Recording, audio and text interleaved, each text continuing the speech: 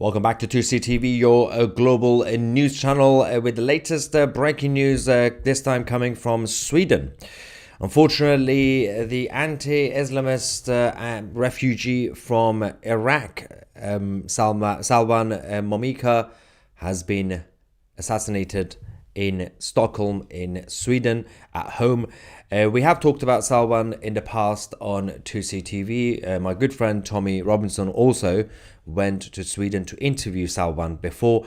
We're going to talk about this. We have the video of the moment that this happened, because Salwan was at home doing a live stream when the attackers, the assassins, went inside his apartment and took him out.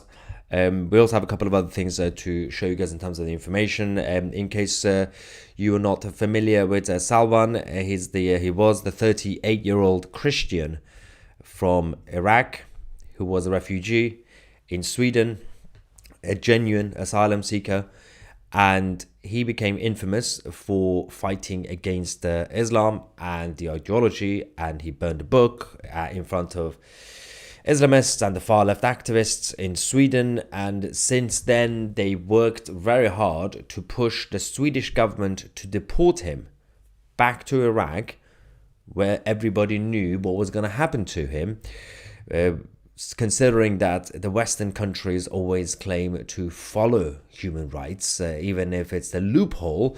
For example, if you have an Islamist extremist in the West and you want to deport them, then they say, well, you can't really send me back to Pakistan because I'll be in trouble. And then they say, oh, well, we can't send you back now. Whereas when it came to Salwan, obviously there was a lot of pressure on the Swedish government to send him back to Iraq. And obviously as a Christian who was fighting against the Islamic side, you can imagine what was going to happen to him in Iraq. It was the responsibility of the Swedish government to keep him safe in Sweden, and of course they failed. Again, for those who don't remember, this was Salwan, obviously in front of the Palestinian protesters, insulting their book.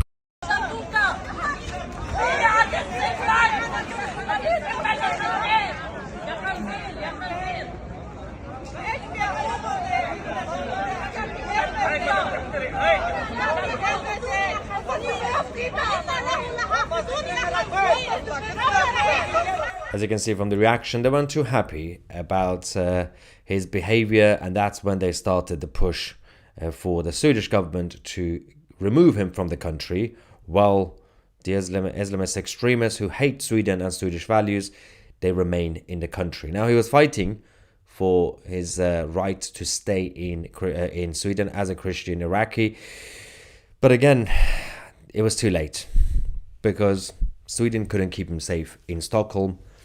He was unfortunately taken out by the assassins.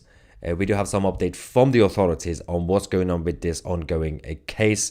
The authorities in Stockholm have now confirmed that 5 suspects have been arrested as already a high priority target after his protests braces for the fallout. Now, it's a sad situation, because I was trying to actually I was in touch with Salwan, trying to get him to come on 2CTV. Fortunately, we don't have enough time now. But Europe is falling. And you can see the Islamic ideology is trying to show its strength and its dominance. We don't really have any political leadership inside the European Union itself. There is a rise of conservatives and patriots in many countries, not everywhere. We are seeing it, of course, in France. We are seeing it in Italy, obviously, and many other countries. But it's difficult to see how we can come back from this. This is Salwan's last social media post on X yesterday. To my dear friends, you can help me by donating to cover the costs of the lawyer who will provide me with asylum in America. After Sweden failed him, he was trying to get to the United States, where the Americans said, yeah, we'll grant you asylum. Of course, there was a cost of the legal fees and everything else. And he lost everything. So he needed support to be able to get himself to a safe place from the Islamic State of Sweden. Now, all this aside, this is the video we have from the moment of the assassination because he was live streaming from home. The camera was live, and the people who took him out made a mistake of picking up his phone at the camera. You can see the face of one person right there. Är den igång eller vad så?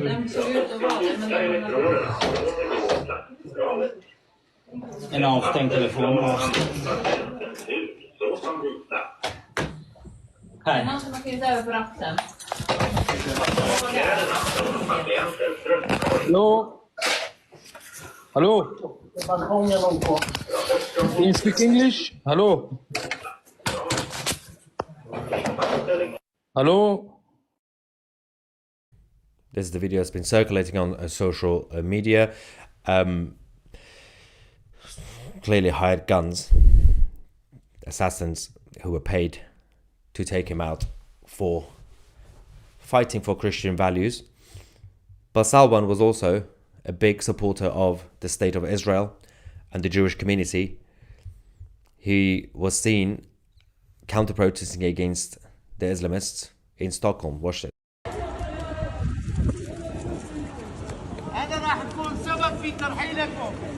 أنا راح أكون سبب في ترحيلكم من السويد. لذلك بدأت مصلحة الهجرة بترحيل العراقيين إلى بلاد الإسلام. كل ملفات. Yeah. By the way, the video we saw, obviously, I believe that was the police officer that picked up the phone after the assassins left. So that's a correction there in Sweden in the live stream that Salwan was doing. Now, as I said, we were trying to get Salwan to come on 2CTV. There wasn't time, but my friend Tommy Robinson did manage to get himself to Sweden for a quick interview. For those who don't remember, this was... I am in Sweden. I've come to visit a certain gentleman, and his name is Salwan. Say hello, Salwan. Hey. Who is not afraid of death. That's his words. He is not afraid of death because he has a message for the Swedish people and the European people. I'll be bringing you the content and the story of what this gentleman is doing, the danger he faces, the failures of people to stand up for him at times, and what you can do and what we can do to support him in gaining his safety. Cheers. Yep. Now, there's been a lot of reaction to this as well already on social media over the last couple of hours. We had the investigative journalist from Norway, Rebecca, who came out to actually do a quick video on her account on X, which we can also go to quickly and see what she had to say about this sad news. Salwan Momika came to Europe to escape Islam. Yet Islam killed him here in Europe. We could probably have saved his life if Norway accepted his application for asylum, but we didn't want to. Instead, we import terrorists from Palestine. We fly the Taliban on a private jet to Norway to discuss women's rights. We invite the third world and then come up with action plans on how to protect their fascist murder ideology that they are trying to implement here. Sweden seems like a Sharia shithole to me. What kind of continent are we when you get beheaded for showing a cartoon? When you can't practice Christianity in church without having your throat slit? You can't go play in the park with your 2-year-old because you get stabbed to death by this murder cult. Islam is the religion of peace? It's a fucking desert, macho, fascist ideology. Death cult is what it is.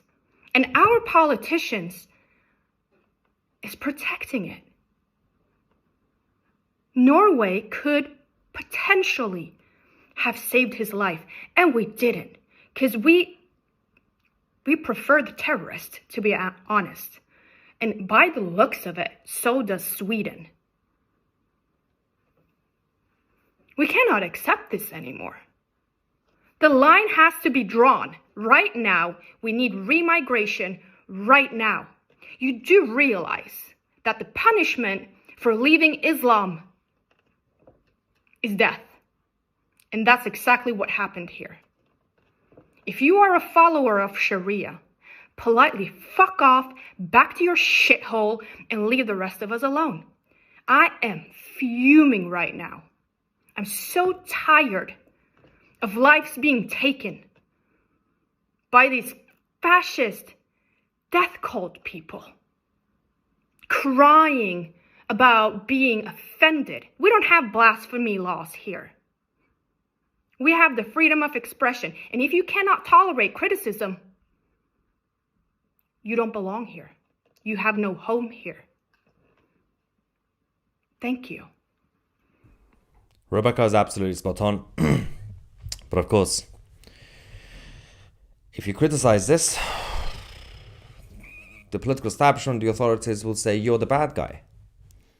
If you fight against blasphemy laws, if you fight for free speech, if you fight for humanity, you're the bad guy. Because they're scared of the consequences, they're scared of the backlash. I'm actually going to be, I'm having a conversation with Rebecca later on, because hopefully we're going to try and work together, because obviously Rebecca covers a lot of stuff in Europe in terms of the political news and everything else. She's an investigative journalist from Norway, so hopefully we can do some cooperation there for 2CTV as well as we expand our team. Let's get some reaction. First super chat from Ivan. Thank you, Ivan, saying even with the assassin's face, I bet they do nothing. Well, no, and to be fair, that was well, they have arrested 5 suspects, so that was the police officer. Veronique says, so terribly sad, and this has to stop. Enough is enough. Avalon Jewish says, we're all under the jurisdiction of Sharia if they believe we have committed blasphemy. Yeah, because obviously it's a global and a globalist ideology, so it believes in a one world government and one order. We have, in Europe, we have to fight for Christian foundations and then the values, and in terms of the rule of law and everything else from Christianity. I don't want the Christian culture to change in Europe. Every country and every continent have their own cultures. For example, in Israel, it's a Jewish state, relatively speaking. Obviously, it's secular, but it's a Jewish state. But in Europe, I don't want the Islamic side to change the law. I don't want Buddhists. I don't want Hindus. I don't want Jews. I don't want anybody to change the Christian jurisdiction that we have. And obviously, they don't want to change it. The Hindus and Jews and Buddhists, they have their own lives. But there's one ideology that wants to basically make it, because it's a global ideology, it wants to change it for everybody. Jonathan says the Swedish authorities are partly blamed, well, massively blamed, and the Swedish government primarily for trying to kick him out for being a Christian, for offending the Islamic side. Ivan says my mistake. No, it was my mistake actually. I made the mistake first in terms of the police officer on camera. There's many people in Europe who try to actually escape Islam. Yeah, some successfully, some not so successfully, of course. And they need more support, because it's not your fault that you're born wherever you're born, in what culture. You don't really choose where you're born, but you can choose where you're going to go. And the reality is that those who want to leave it, it's not an easy thing to do.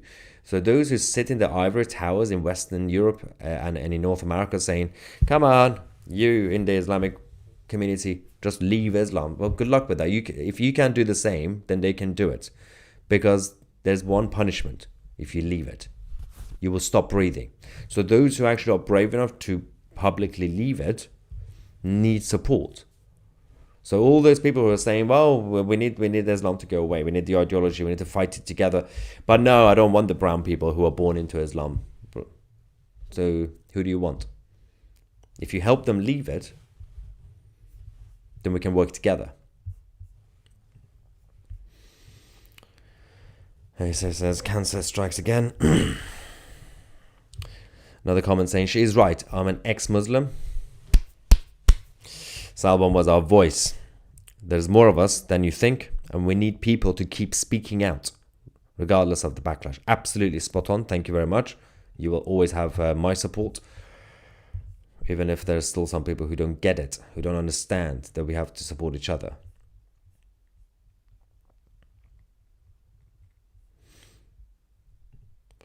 saying he was anti-Islam and atheist. Google. Yeah, we know that's literally why he died. But he was a Christian, by the way. Yep. He was an Assyrian Christian. Well, Catholic Christian. Andrew says, so an actual... Also, it says Google. I knew Salwan. I talked to him. Like, it's probably more valid to know someone on a personal level rather than Wikipedia. Andrew says, so an actual asylum seeker gets denied help, but hundreds of thousands of fake asylum seekers get to murder houses and for everything else, money and destroy our country, other countries, make it make sense. Doesn't. Of course it doesn't make sense.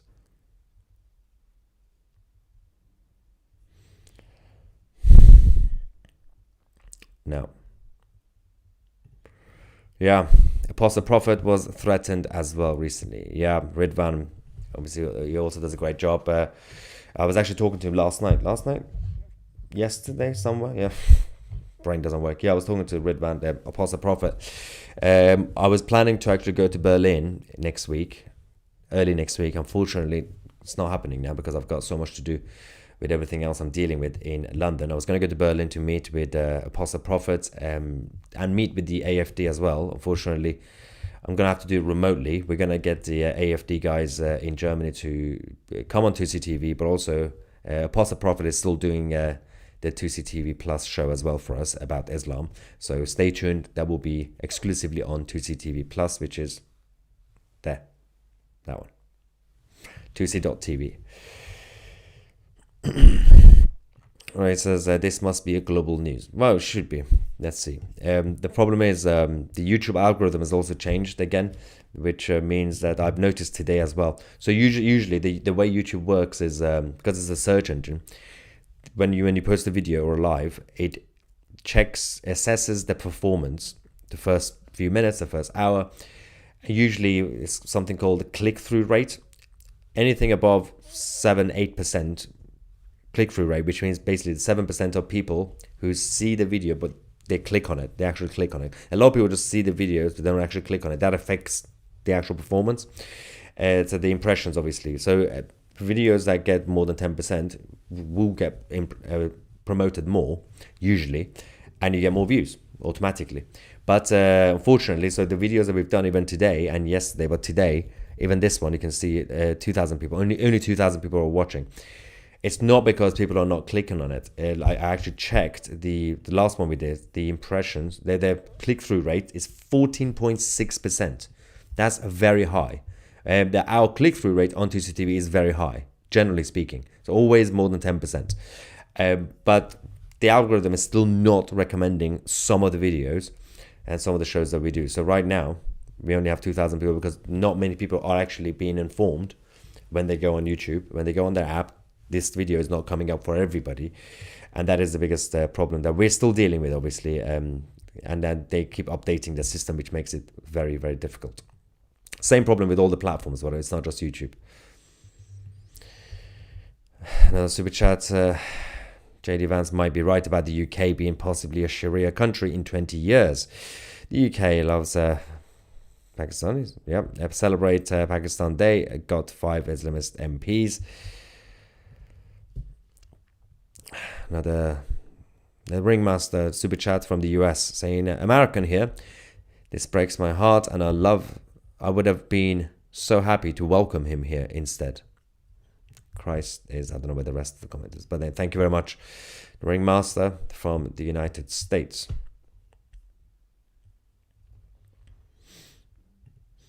Says other platforms don't censor. This is not censorship. So this is the algorithm that's affecting every channel, not just political channel. So left-wing channels, right-wing channels, both affected.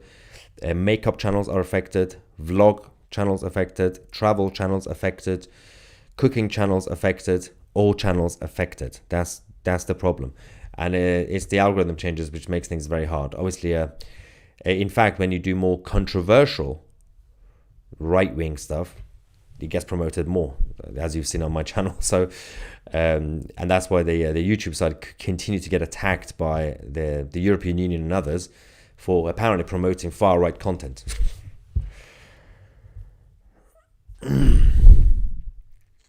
Ramsey says Maya the Joker. That's not how you spell my name, considering my name should be there.